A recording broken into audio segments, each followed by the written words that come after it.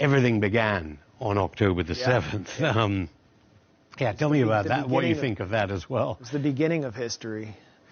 And, you know, and now as we speak, the hospitals of northern Gaza are under attack. CNN is not showing these images from inside the hospitals of doctors being handcuffed, blindfolded, humiliated, babies being taken from intensive care units and incubators to other wings of the hospital as they're under attack by Israelis. This, too, is the product of American propaganda deployed by the Pentagon and White House, claiming that there are underground bunkers, that the hospitals are doubling as military bases.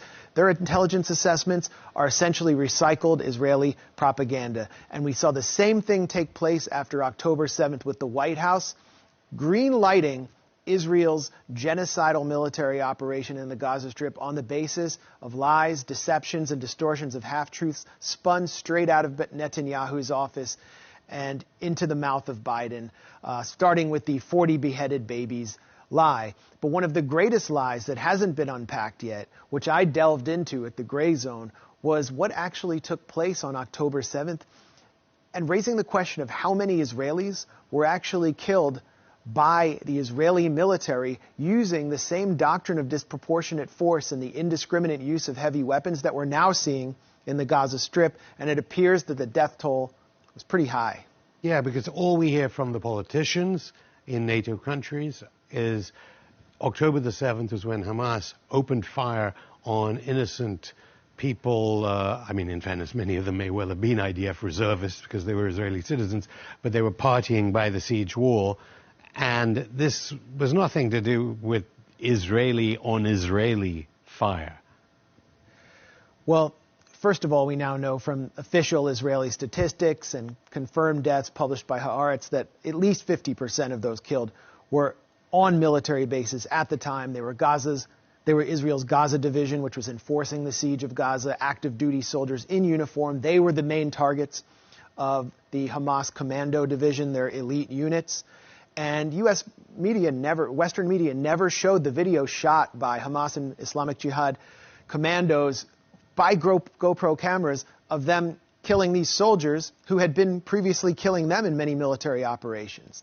They turned to the killing of civilians or Israeli non-combatants in order to create political space for what was to come next, the Israeli operation inside Gaza.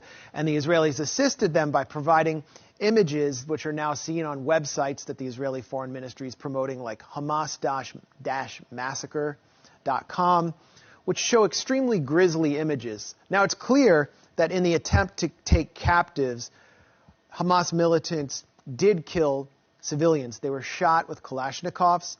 Some may have been killed with grenades. Those were the only weapons they carried. But if you look at the images of, for example, the homes in Kibbutz Bئbri, which was one of the main sites of hostage standoffs, these homes look like many of the homes in the Gaza Strip, which I've personally seen covering the 2014 assault on Gaza. Totally destroyed, cooked. Entire families were actually found in these homes, Israeli families, under rubble, as Palestinian families are now being found in Gaza. If you look at cars which were fleeing the Nova Electronic Music Festival, these cars were completely charred, melted, and many of the bodies that were found inside were also charred. And all of these images were taken and presented to Western media in various screenings and through these websites as casualties of Hamas's savagery, that they burned people alive, that they burned entire families alive.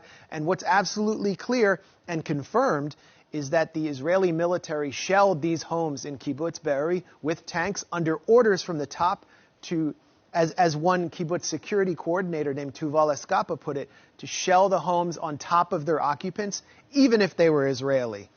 And we can go through so many other testimonies produced in Hebrew media, which I synthesized in my report, to show a systematic campaign of friendly fire ordered from the top of the Israeli military to prevent Hamas militants from taking captives into the Gaza Strip. Is that what Netanyahu means by, oh, when all of this is over, we'll go through about the events on October the 7th? But that still doesn't even explain why it is that at the State Department briefings, you have been at them, journalists do not ask why this phrase beheadings, the phrase rape, used at the UN Security Council. I don't know what you have to say about that accusation, why these words, obviously trigger words, are being used, and as you say, while the horrors of real incubators are on show to the world in social media.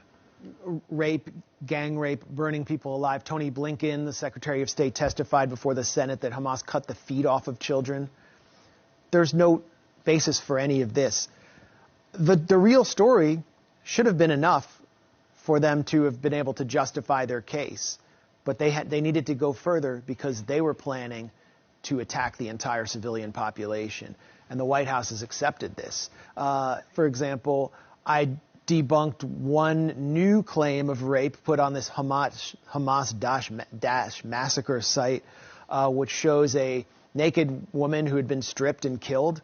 This was a photograph likely of a Kurdish female fighter that has been online since at least 2022. I found and what was it tweeted out as evidence by an Israeli? The Israeli Foreign Ministries promoted it as Hamas rape. But if you actually look at the website that I found it on, look at the metadata, it first appeared in June of 2022. I found tweets of this image from later in 2022. So there's no way that this could have happened after October 7th. And they deleted, the Israeli Foreign Ministry deleted this after you pointed this out.